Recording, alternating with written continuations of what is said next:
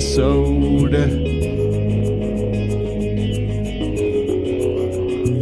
Faith in the Fresh Vibe podcast. I'm your host, Ro Hattie.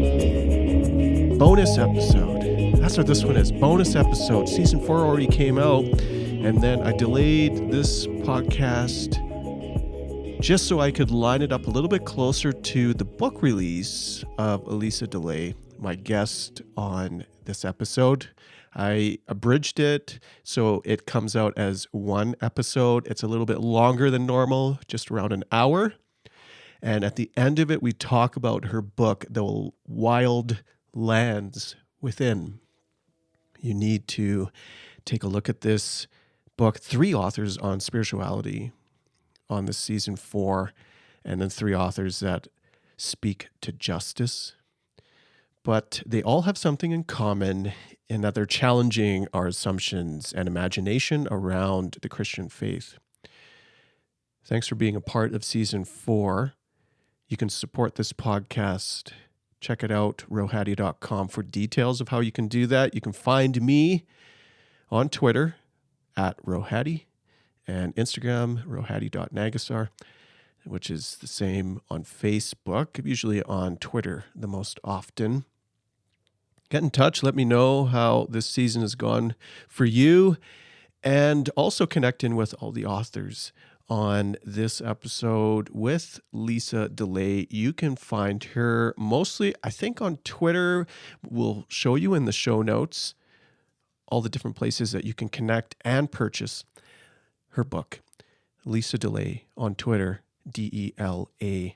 We'll jump right into this podcast with Lisa sharing some insight on her primary focus in her work and the influences to her book. We then transition to a conversation on deconstructing the Christian faith, what that looks like, the process of, and then when you get in it, how do you meander your way through? How should you know that you're in the midst of deconstruction and be okay in your body and your soul, that in some ways you are rejecting old formation and old ways of doing things for something new, for something liberative, for something that fits your own skin. So we spend maybe the first 2/3 around the imagination and renewed imagination. New wineskins is the metaphor you'll hear about midway through, and then wrap up, as I said, connecting about her book. Without further ado, let's begin this last episode of season 4 and the bonus episode. I don't write about things that you do.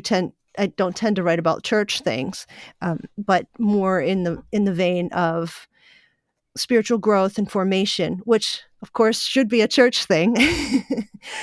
But in terms of, I'm not a leader of a congregation or anything like that, but I think that if you don't have people interested in spiritual formation at the top, it's very shallow, those relationships between people, obviously, and the vertical relationship with God and God in each other too.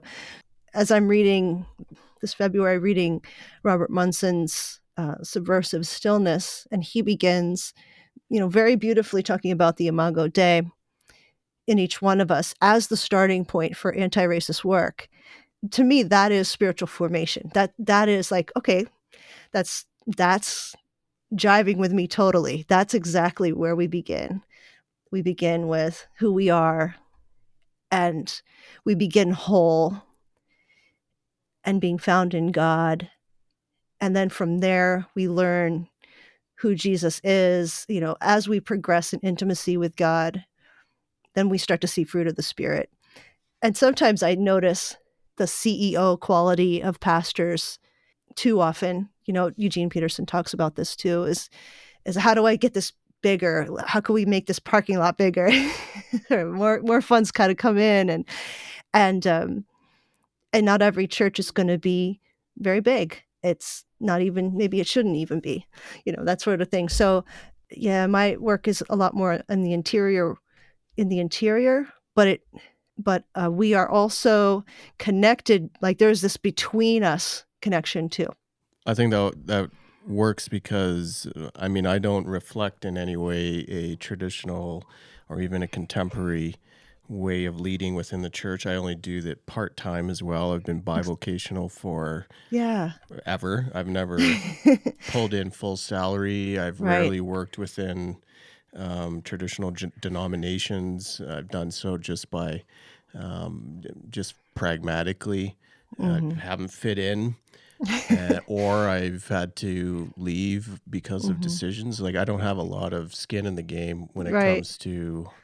But I grew up in it. I went to seminary, however many decades ago, and I wind up in a space where I'm an expert in that world, get it, and know its deficiencies very well. So Yeah. Right. if you're coming to the table with a sense of reimagining formation, spiritual formation, I think that is something that the contemporary church has little experience in. More mainline traditions, I think, probably have some rooted experience there, but it's shallow, like you said. It totally lacks depth in a world that is screaming for some type of fulfillment. Yeah.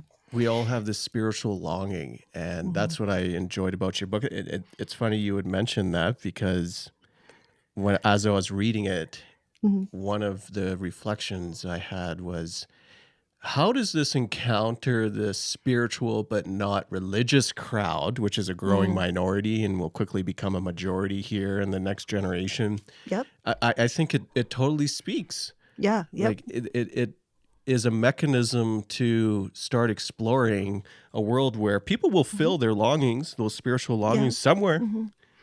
The part about the lack of depth is also, you talk about the longing and not just longing, restless longing for God, but of course a restless longing for connection with each other, which is, unless there's something really psychotic about a person, everybody has that. Even the introverts, even though they'll be like, oh, at the beginning of the pandemic, they're like, yeehaw, this is the best thing. This is what I want. Quarantine. And then like, oh, they came around. Yeah. It took you They 2 came weeks. around after a couple months. So like, Yeah, I'm lonely.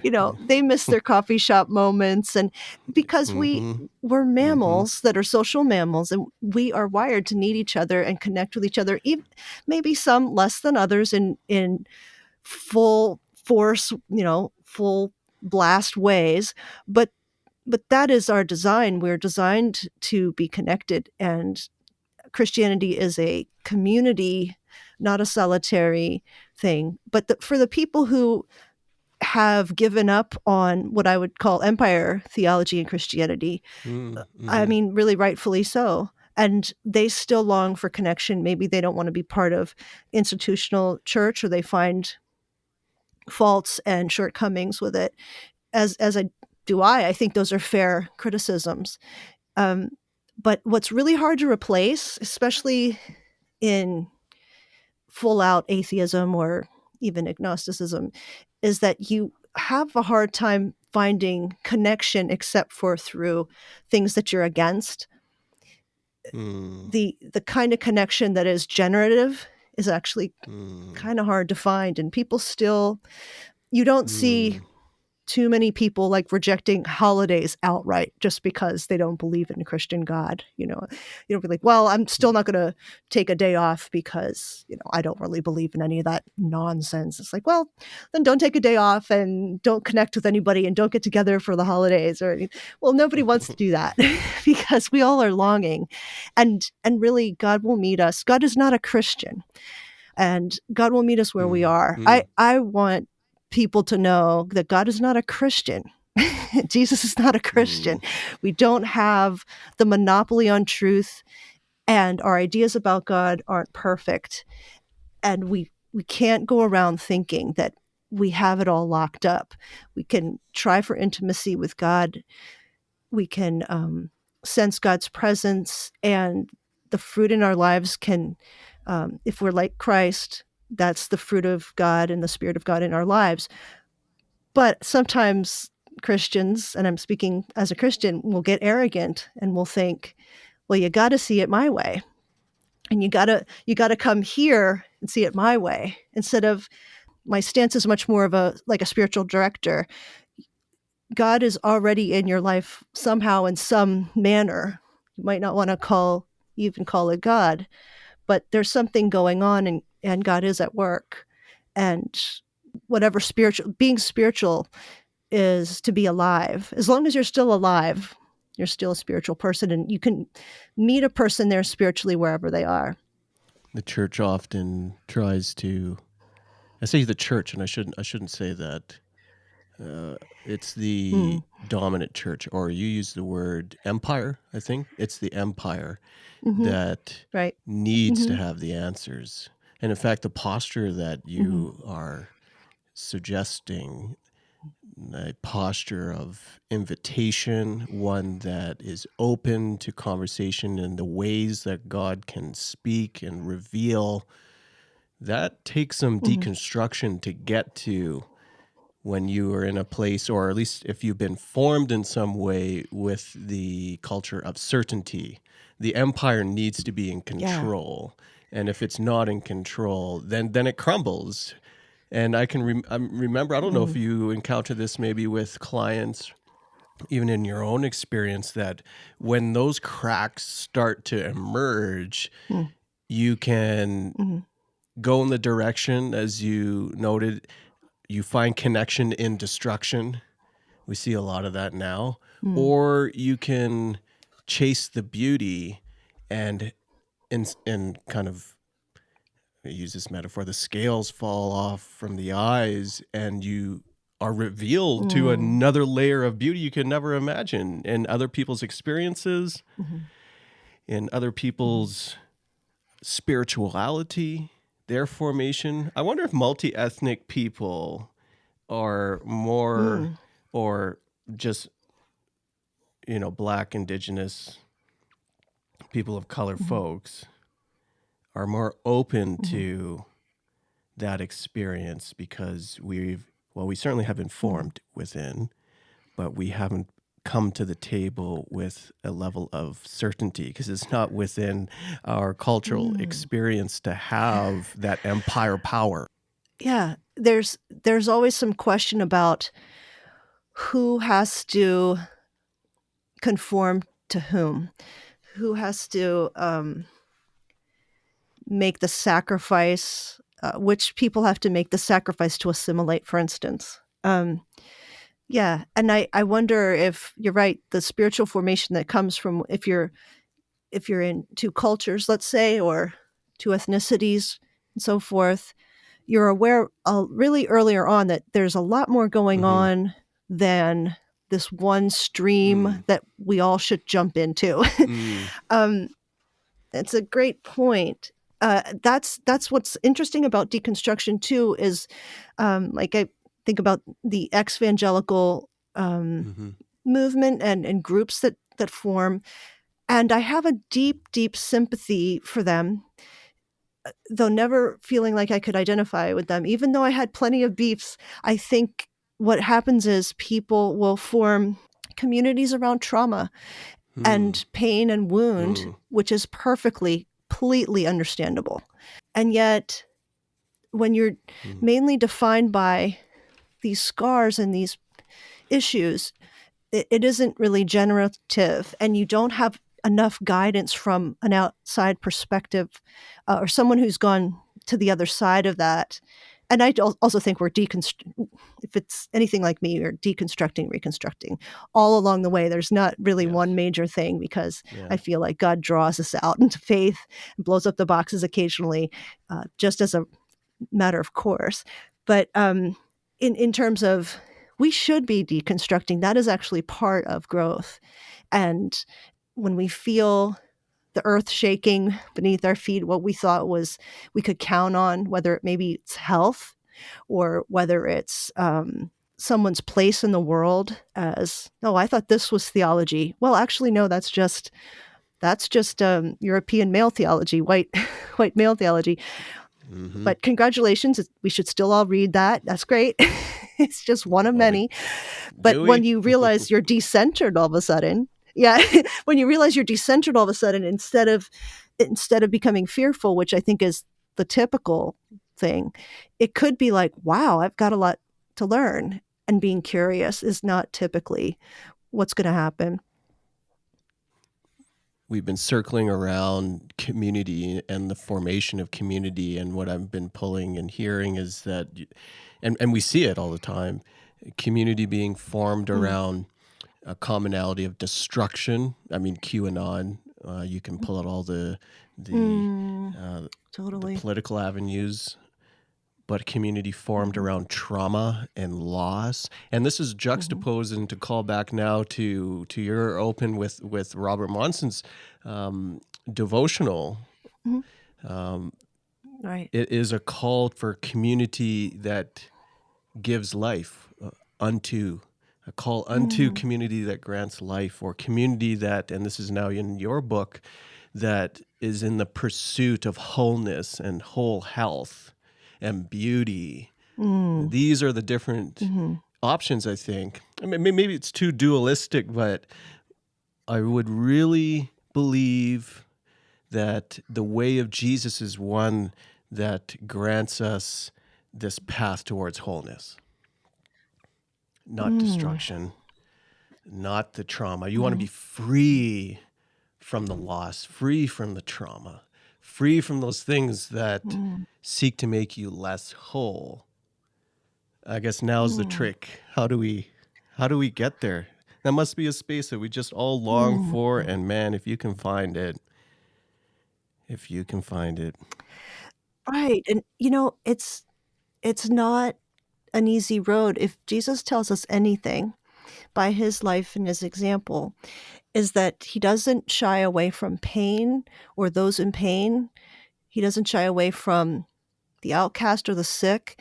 He doesn't shy away from getting, whipped and beaten till he can't be recognized as a human being.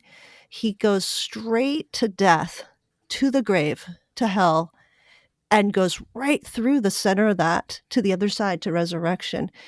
And if it's more than a metaphor, it's also a metaphor. It's more than a metaphor too. But that is actually, I think, what I'm trying to say in my book and some of these places about the fire bogs and things in the book that I use metaphorically about different terrains of land, is that we're invited to go through them when we will want to go around them, pretend they're not there, avoid the territory because it hurts. Yeah. It does hurt. Yeah. But Jesus, as the model human being, goes through it, and not to say, let's just look for places of pain and hurt, and let's take all that on all the time. It's just that struggle and turmoil is going to come, and we need God's strength and the Spirit to carry on through it. But Jesus doesn't turn tail. Jesus doesn't pretend, sick people and problematic people aren't there. It is a very honest and authentic way of interacting with people, interacting with his own pain, asking, hey, I don't like this. Can this happen another way? Being That's a struggle really with it. human there. Yeah, just it's not like, yay, oh, It good, wasn't a crucifixion's easy. coming. Yeah. Like, I can't wait. Yeah, it's like this is going to be horrible. Is there another way? And then, okay, I'm going to do it. I'm going to do it. And then just going straight through to the other side. And I think that's the model for us. We might not always be able to do that or very well, but I think that's the roadmap, if you will, through that wilderness. Is that how do we do it? I have no idea, but I know that we can't pretend those things aren't there or that we should avoid them. They'll catch up with us. The painful things will be there. And that also helps us to have empathy for those other people who are suffering around us, the people we're ministering to. And Jesus can have actual human empathy for us in a lived out experiential way as well. I was going to ask you a question in terms of ministry, and when you were talking about wholeness and what has made a difference to move towards wholeness in your own life. In my own life. Right. And also as it relates to Now we're getting to deep. people you're coming alongside. You can also cut this out later if you don't want I to go don't there. know. I mean, like I mentioned, and for those who don't know, I'm I have been accredited and licensed as a minister in evangelical churches. I have given them up Mhm. at times over issues of equality and inclusion and full inclusion to the body. Mm. And so I've operated outside of the box, and I have a lot more freedom than most Mhm. ministers do. Mhm. So at the same time, I don't know if what I do is missing the mark either. And so, although I do have people who speak into me and my function, um, maybe this is not something that is replicable in other contexts. But Mm. there's a simplicity of life on life when it comes to formation and the pursuit of wholeness, at least in the context of community, and to be open of how that community looks. Is it those who are just members, or is it those who only come to service? It's really hard to, in a post-Christian world, and that's the context in Canada, it's really hard for Mhm. you to delineate lines of belonging. Mm. And if you want to cast a wide net around belonging, then you're going to grant opportunities for all sorts of different people to experience some level of formation. And it doesn't come in the class, it doesn't come through the head exercises of the 12-week course or whatever it might be. It's just a sharing Right. of life. Sounds simple, but it's Mm. something that we lack in intentionality, and something that has Mm. become exceptionally difficult within the context of this pandemic world. And so, Yeah. what I do now is just my best to hold space for lament, to hold space to Mm. sit in loss. It's been Ash Wednesday, so we record this on Ash Wednesday. We'll date the podcast. Every day is Ash Wednesday, and it's been like that for a Mm. year. And are we okay to linger in that space? And most of us aren't. Well, I shouldn't say that. In the contemporary traditions, which are white dominated, so those white Catholic, white Protestant church traditions are not connected into the longings associated with deep lamentation, Mm. because there's nothing to lament Yeah. about. And that's what privilege buys you, I think. Mhm. And so now Mhm. we're just in a space of trying to figure out what it means to not try to solve this problem that's been sitting with us for so long, but to just sit in the mire, in the clay, Mm. and wait. Mhm. For myself, formation and the pursuit of wholeness, going through real deep. You have good metaphors in the loss, the fire bogs, and we'll come back to Mm. those chapters. But yeah, in some spaces you need professional help, and I think, as I say, every grown adult should go to therapy. I don't know how often you need to go, Mm. but you all should go.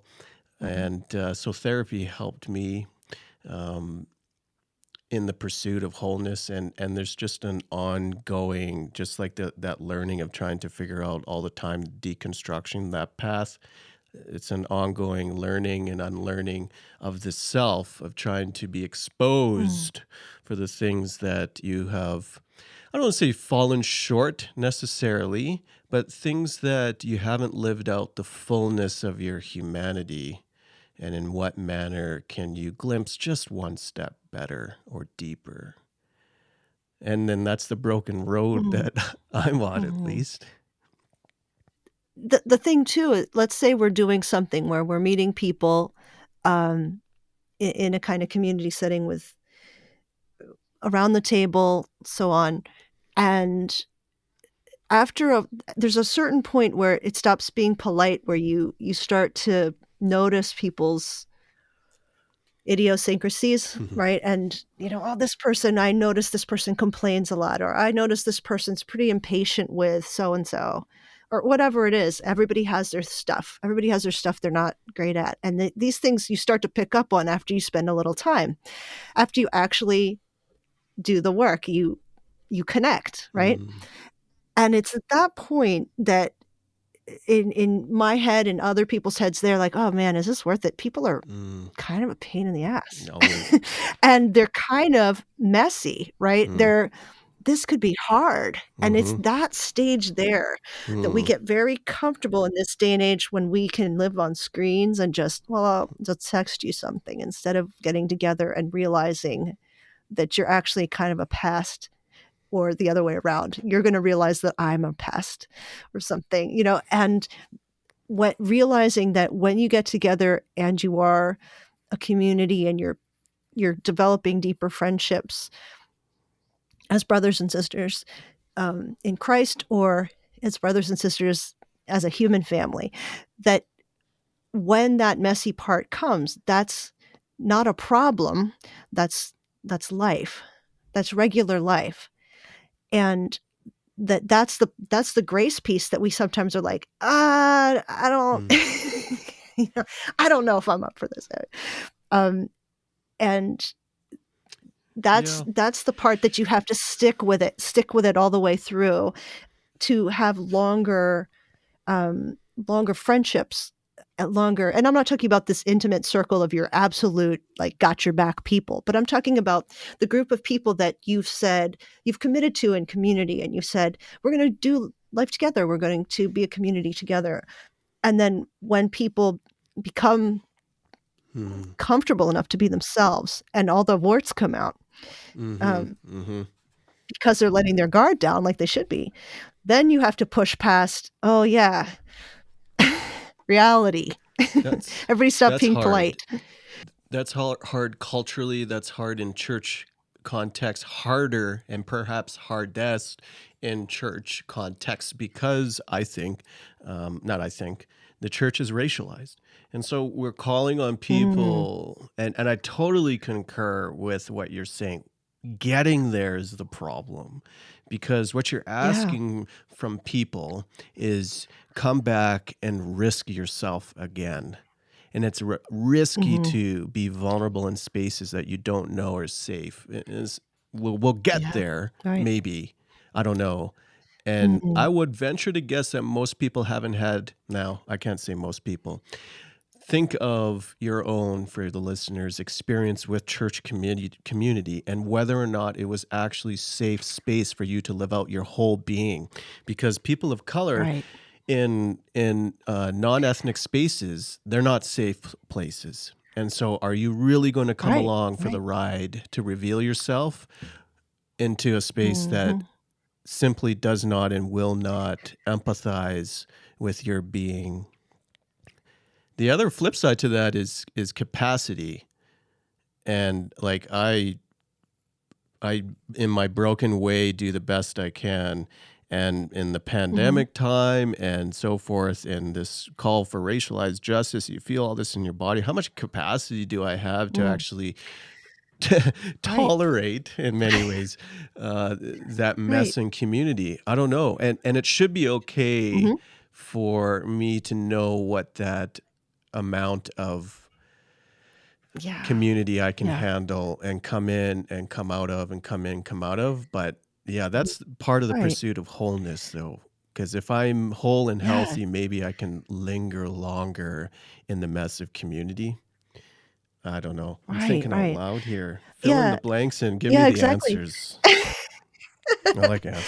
Well, that's part of the mess. It's part of the mess, um, is that when we have these, and I think this is where I'm a Mm, contemplative spiritual person, where you fill the well.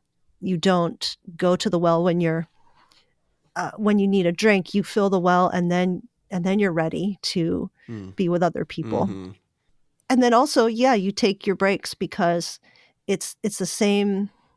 Again, I'm just going back to Jesus. He was a guy who was with people a lot, and then he would purposefully be like, "Yeah, we're done." He wouldn't heal every sick person. He would leave. mm-hmm, Um, that seemed really weird when I thought about it for the first time. Oh my gosh, he's hmm, left some people mm-hmm. still sick. Yeah, What in the yeah, world? yeah. Is this a God man or not? What is happening? Well, he's Uh, tired. He's tired. mm, mm-hmm, mm-hmm.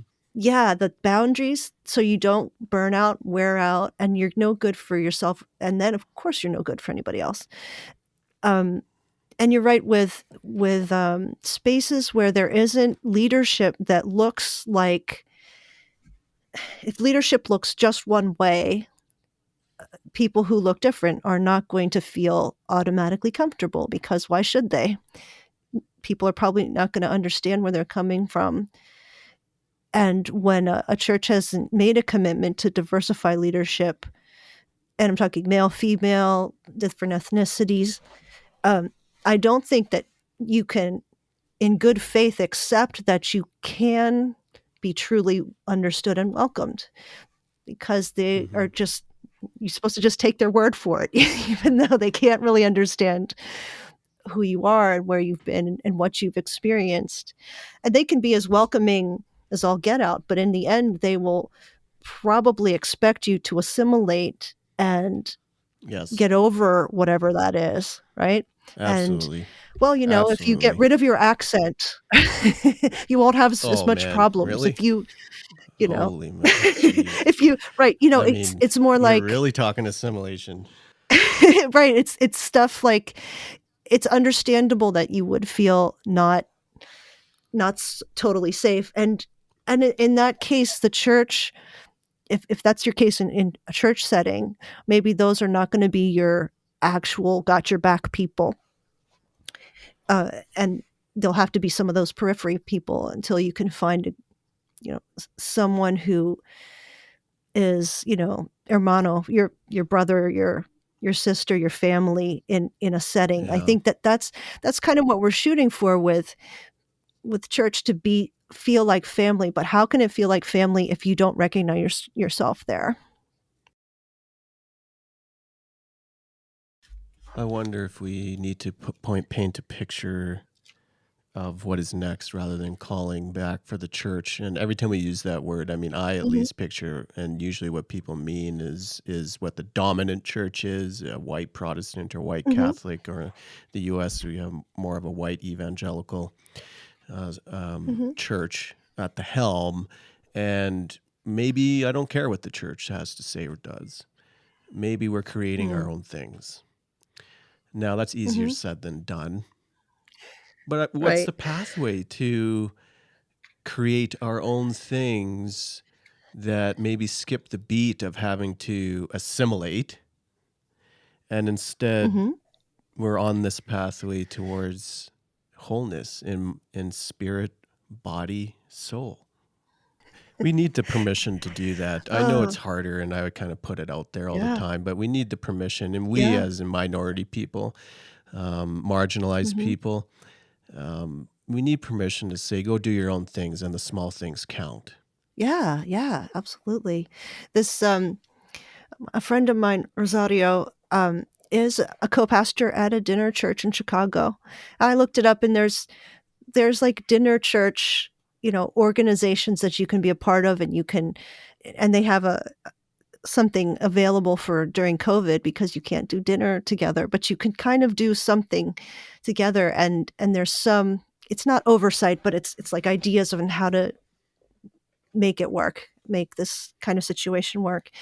And being a pastor's kid and part of a home church, I have some of my own ideas about just starting up Hmm. something, Yeah, because why not? people are people. People are people, and what can tend to happen is a reflection of the culture and Mm, cult tendencies sometimes, and no transparency and charisma. And so, yes, start our own things, but also share leadership. You know, mm-hmm, mm-hmm. everybody should get a say so. There's things that we can't keep making the same mistakes about, um, repeating the same injustices and the same sins. Which we can do. We can embody those things. We can embody the brokenness of white supremacy and repeat Right. it. So there's an unlearning for Mhm. marginalized people as well. But we will do Yeah. so in the new attempt imperfectly. You got to be okay with the Mhm. imperfection. So go try it. And it's worth it to connect with people, and not, I should say, it's worth it to connect with people in spiritual terms because you are spiritual and they are spiritual. And don't think that something should stop you from doing that. That is God's work. And if someone's going to say to you, well, you didn't go to our favorite seminary, or you didn't do X, Y, and Z, or you're a woman, or you're, part of this marginalized group, that's trying to maintain status quo and dominance, I think, You need in to my find a new opinion. place, like Right. immediately. Right. Because that vie for control, it sometimes supersedes all the rest of the other Christian parts, and you wind up in a situation where it's not very Christian at all. It's not very Jesus-like at all A sometimes. lot of the times, marginalized people put on their own bodies that they need to be the ones to assimilate or come alongside and fit in, Yeah. or assuage the Mhm. concerns of whoever the dominant culture is. But Mhm. forget it. We got to have a low tolerance for what is clearly a pile of BS when it comes to church community. Mhm. If you can smell that from a mile away, then have a low tolerance for participating in unhealthy community, because we got enough to deal with here. We're going to spend our time trying to hash our way and change. And this is to a lot of POCs who are in white churches and are trying to change them. It's like, no, you haven't heard from all the Mhm. generations behind you. This is not going to work. Mhm. Now, that's a little Mm. cynical for me, but Maybe a little. but I don't think it will work. And y'all need to Right. protect your bodies from destruction.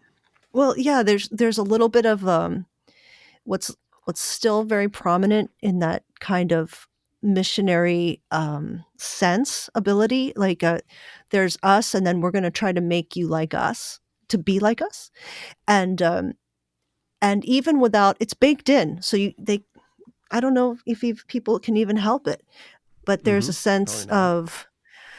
of, you gotta leave your culture at the door because that's not really Christian. It's like, well, it's not what That's you do, but crazy. it doesn't mean it's not Christian. Like, that's It crazy. might not be familiar, but it doesn't mean that it's not Christian. It means that It's you're not distinctly familiar with it. unchristian.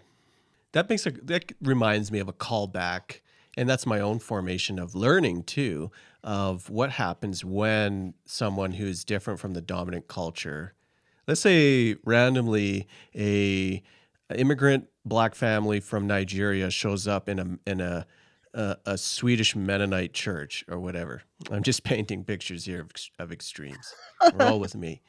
Like, what happens? So is Mm, this family supposed to assimilate? And is that what Christ-centered church would command us to do? And I think we mm, have an example in indigenous spirituality that would call us, mm, and the early church, that would call us to lay down ourselves and come up with a shared new way. very good. Together, we are going to Yeah. figure out what it means for us to not merely live apart and respect each other and our traditions, but to come together and create a new thing in our own voices Mhm, and in our own identities come together. And that to me is the incarnational presence of God, of Jesus in place. mm, When you can embody mhm, something like that, imagine a church do right. that. Have you seen that happen? Rarely. That's rare. That's rare. Yeah. Um, and we need a generation of leaders who could lead through that as well. But yeah, that's a call back to some of the learning I'm doing from our indigenous teachers around me, Yeah. and that strikes me as Mm. deeper.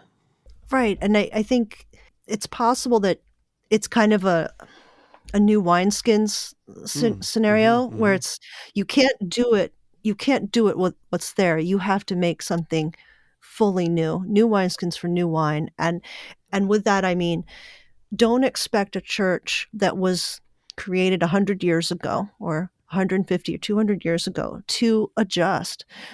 it's old wineskins. Mm, And for a church to be, for a church to fully love and affirm people of all colors, of all kinds, you probably have to create that now with the kind of leadership that represents that right away from the beginning, period. And like nobody gets left out in the leadership part, yeah. because otherwise you're trying to remake something that is not built for that, and it will keep pushing against it, Yeah. pushing against it. Yeah. And whatever you build now will be stuck in the time it was made, and it'll look archaic too. But that's what I think. We might be in a time of great flux. We certainly are. I mean, that's obvious we are. But that we should maybe not think of, well, I should stay here and work from within. I mean, that's kind of been some of my thoughts. I should stay here because there's work to do. I could change people's minds. But maybe that's just the old wineskins, and you put new wine in it, and they burst. So new models, new ways, new leadership models that are egalitarian and team based, and not hierarchy based. Transparency, accountability across the board, where everybody's held to account. I mean, how many pastors have secret sins that they're allowed to keep secret until blows up in their face? We've seen a few of those recently. And why is that model allowed to perpetuate? So if you want to stay and do the work to try to change from within, that's still good work. That's good work. It's way harder and takes way more of your body, heart, and soul to be spit up and chewed out, or chewed up and spit out, right? But it's still, man, if that's your call, then I pray for you. I pray for you. But the reason why is because I don't think the institution is designed to do anything but self-preserve. It's not designed to innovate. Institutions are designed to keep things the same. And so these ideas of, okay, the new leadership, we need that from the start. I don't know if that comes from within institutional boundaries. It would have to be at arm's length. It would have to be something new. But you're totally right. I concur. You would have to start from the very onset with new identity, with new sets of leadership, and make an attempt. May not work. Make the attempt, though. Will that come from inside? I don't know. I see very few examples of it. I agree with that too. I think that just like the gospel comes from the margins, so will the new wine. The new wine will come from the margins, and that's how it works, I think. And what would be helpful if and I think that this is where the remnant idea comes in, is that there are people whose hearts are soft in dominant culture, whose hearts are soft, who can learn, who are wise elders, and they can adjust. There are lots of people who are not going to, they'll be kicking and screaming about it. But then there are going to be a few people who, a certain amount of people who are going to go, yeah, you're right. It's no more of this. No more of this. We're gonna make the adjustments that put things to rights. Yeah, to turn the wrongs right. I think that's certainly a shared process, and we all, white people included, need liberation. We all need liberation. I mean, white churches can do that work. I mean, bless you. I'm kind of too busy doing things over here outside of all that to, and I think a lot of people are realizing that you live out your gifts and your abilities, and it doesn't need the approval of the center. Yeah, that's a good point. How do you find the support that you need without that main, what I guess what I'm noticing is what you're saying is, I think people don't internalize that. Minoritized people don't necessarily internalize that you can do the things you want without the assistance or the recognition of the center, so forth. Depends, yeah. Money would help. It depends. where your formation Right. is. I guess sometimes you got to burn your hand on the stove once, and then you realize, nah, not again. Yeah, that's. I would like to say and believe that in the slow process of education and in evidence by the renewed calls towards justice, that there is a shift in every generation. Now, we can Mm. read Reverend Dr. King and his writings 60 years after the fact and realize nothing's changed. But on the other hand, we can see an emerging generation of new leaders, new people, new ideas. For example, here's a question for you.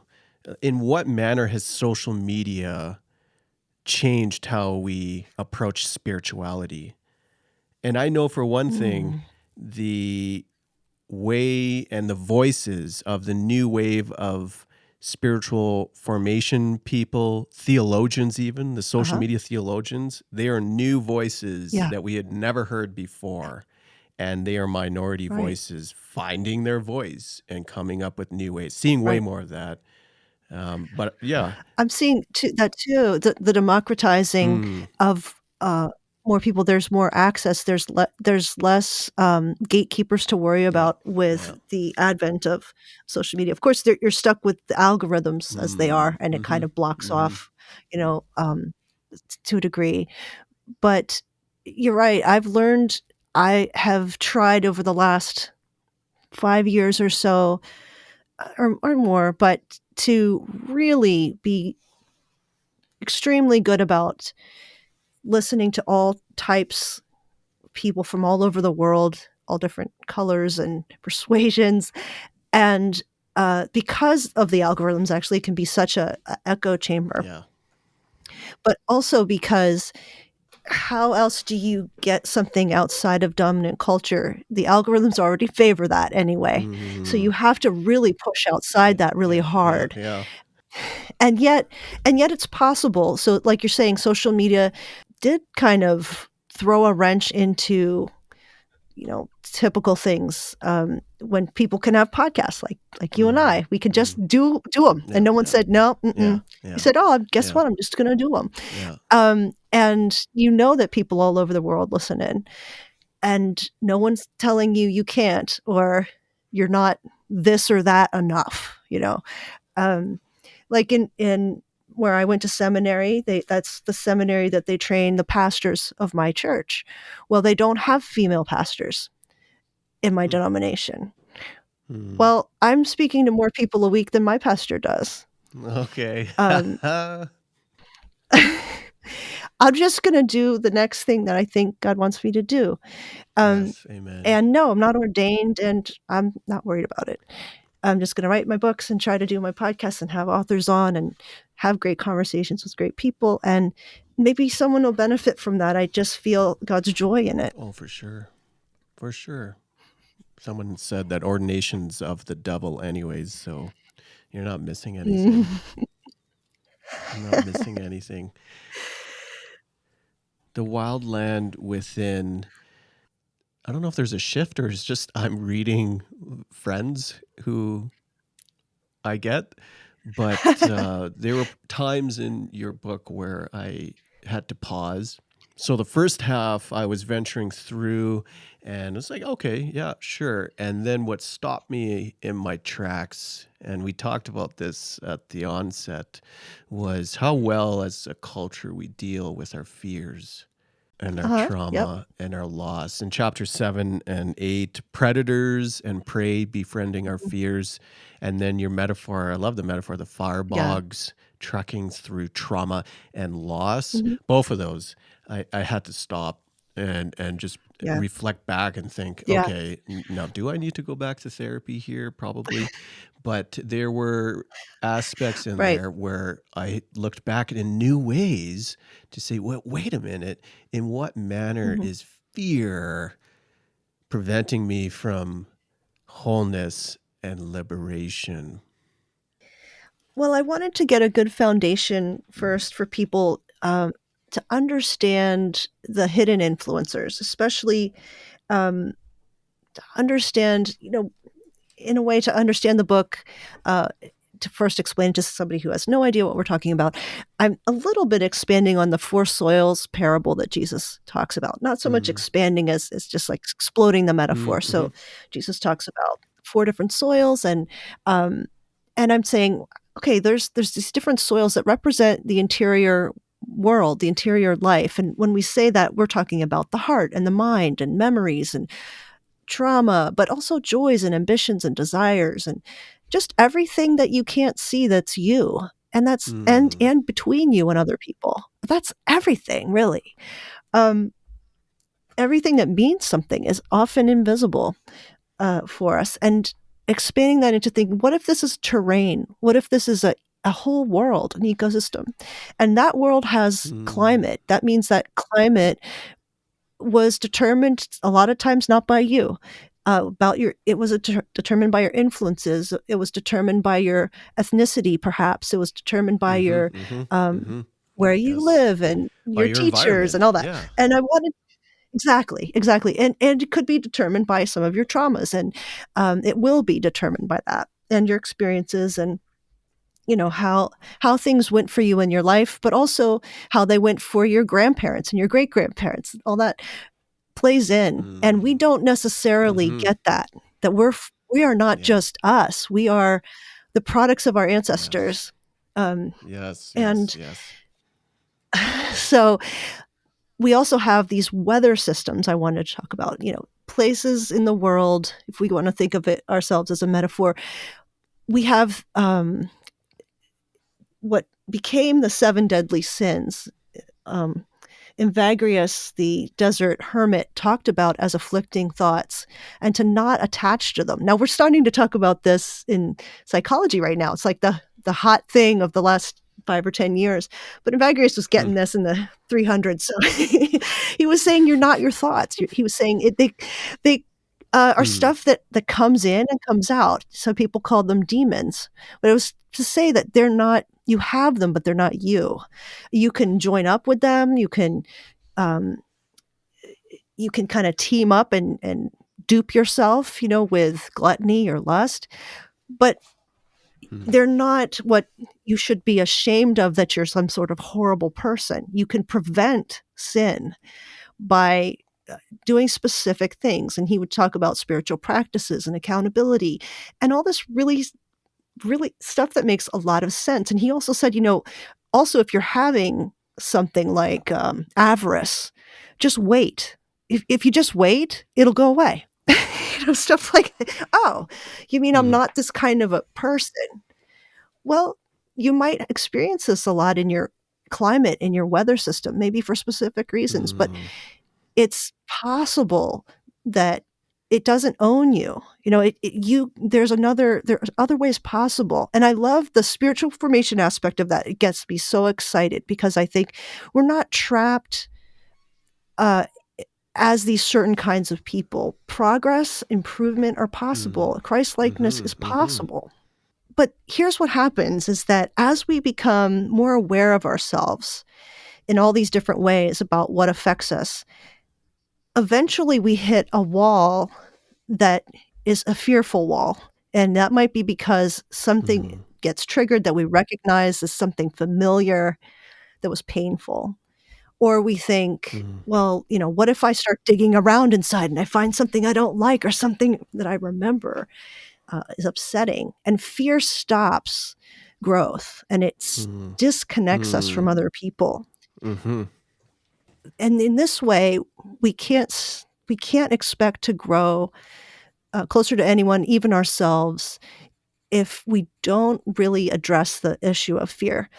And I wrote it because I'm a fearful person and I'm trying to hmm, understand it for myself, trying to hmm, understand what stops me, what hinders me, what gets me in fight or flight. And when you have anxiety or depression because of trauma, you fear is ever present in one form or another, whether it's just kind of making up for things you're insecure about or worried about making a fool of yourself, little fears and big ones. They really play into how our lives move forward and what we can do, how much is going to stop us. And so really the reason why they're back to back, predators and prey, I talk about, I say there's different creatures in this landscape within, and I pull out the fox and the rabbit. One is vulnerable, this vulnerable side of us, and one is sort of predatory and will attack. It's just these metaphors, but we all have these sort of shadowed places of shadow that we don't understand about ourselves or that we're afraid of. We might be afraid of hurting somebody. We might want to hurt somebody, or we might be afraid of being hurt. And these are aspects of our humanity. They're things we have to befriend, not triumph over, not kill off or subdue, and also not let them go crazy so we have like an infestation. So I wanted to address those things head on. But when I got to the part about firebogs, I wanted to also address that there's some suffering and pain that never goes away. And I think that there's a lot of bad theology out there that will tell you Jesus is the pill that will make your problems go away. And that's just not true. I think that you can be traumatized, or you can have a particular life situation that will always hurt. And how do you deal with that? How do you deal with those types of sufferings and grief that seem to go on forever and ever? And I wanted to be real with people and not give them this like, here's a sunshiny picture of life. It's just like, well, if your people's lives are anything like mine, sometimes there's these wounded places that still hurt. So there's some parts of the book, if people are afraid to read, they can skip them. But I wanted to, if you're ready for a deeper dive, this is all part of your inner world. And whenever you're ready, God is waiting to meet you in these places, in these really difficult places, and these really beautiful places. And they can be, transformed into not domesticated places, never domesticated places, but beautiful places. See, and this is the interesting thing is that, do you write I said to myself, do I write a book that people might need to get therapy when they read it because it'll stir stuff up? But I thought, oh gosh, if more people got therapy, wouldn't that be amazing? Wouldn't that be awesome? Isn't that the path to wholeness? And it is. So isn't that what should happen? Yeah. Because it's like, should everybody go to the gym if they're not already exercising? Like it just seems like, how about we can all be healthier? And it's not, the fear is on this side. The fear isn't on the other side after you handle it. And it's just the anticipation of what could be there. When you open the door and you think there's a monster on the other side, you open it, it's just this little thing. It's just this little thing. You're like, oh, that was making all that racket? And so I want us to be well. I want us to be whole. We're often worried about how many monsters will be behind the first monster. Yeah. Right. And we get stuck. Right. And a lot of the monsters are like clones, they're like kind of, they're related. They, one of them and you're like, that one looks so familiar. Yeah. It looks like this one I dealt with. That's a good, I like that. And I like that. Did you, do you remember the parts where I was talking about the 3 core wounds? It was more in the beginning. The naming. Yeah, well, there's safety and security, esteem and affection, and power and control. And the idea is that we all have these 3 wounds at different, in different ways. Some people have enormous, for instance, esteem and affection is you're really hoping, and we all are doing this. It's kind of like, I hope people think I'm smart. I hope people think I'm funny or good looking, or, you're hoping for the esteem or the affection and the acceptance. And there might be a wound there, and there really is for everybody, unless you've never been an adolescent or something like that. Um, Yeah. but for some people, this is really rules like a lot of their decisions in their life. And it just comes Mm-hmm. back. It comes up and it comes up and it comes up. And for other people, it's safety and security. It's much more primal, and it's much more, I'm not okay in my own body, and I'm really, seriously disconcerted a lot. Um, and that governs things. And then there's power and control, which is kind of everybody has this to some degree, where we're micromanaging and we're trying to control what we can't control. And then some people are, you know, become pretty horrible people because they're trying to manipulate and control other people. And, you Yeah. get your wild dictators and so forth because things have gone so off the rails. But noticing what is actually happening when we're reacting and responding in poor ways, we're noticing, I could tell that's coming from this core wound or this core wound or this core wound, Yeah. is a surprising little, it's like a hack. You're like, oh, wow, I'm kind of really hoping that I seem smart right now. Is that really what I'm hoping? Like, I guess I could let that go. That's coming from that wound. But God wants to Yeah. heal that wound and get me out of that cavern. I don't, Mm. it's not, you know, and just understanding that we are often operating out of these wounds, out of these certain terrains from within that don't get much light. They're covered in shadow, and, it doesn't, there's a Yes. lot of mold growing Yes. there. Yes. Um, Yes. that it can be exposed to the light, and God can bring us healing, but that involves saying, you're praying and you're asking, just show me where these wounds are, and I would like to not be governed by these wounds anymore. That wraps up our bonus episode for season 4 of the Faith in the Fresh Vibe podcast. Thank you to my guest, Lisa DeLay. You can pre-order her book, depending on when you listen to this podcast.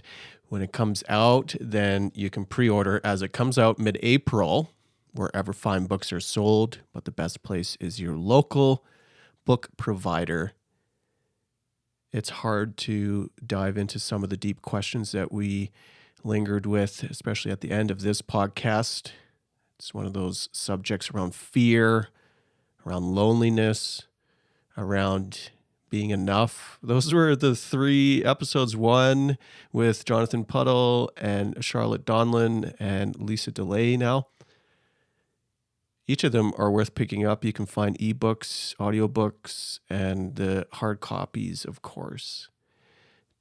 Enter into the exploration of reimagining your faith. There's something that fits your skin, and it's okay to have both an imagination of what that looks like, but to pursue the change required to be okay in your own skin. If you're feeling weird about your Christian faith in the context of your community, then you're probably right. So hang on to that feeling and champion yourself to go explore and find something better. That also means if you're meandering without community in your midst, I encourage you to try to find that in this pandemic world. A lot of that is happening online. I don't know if online is better than in person. I don't think it is, but we also can't call online connection points not community. It's just a new way of doing community. With that, I leave you. Be blessed wherever you are at. I'm coming at you from Treaty 7 lands in Calgary, Alberta, Canada, from my place and space to yours. This is Faith in the Fresh Vibe podcast. Till next.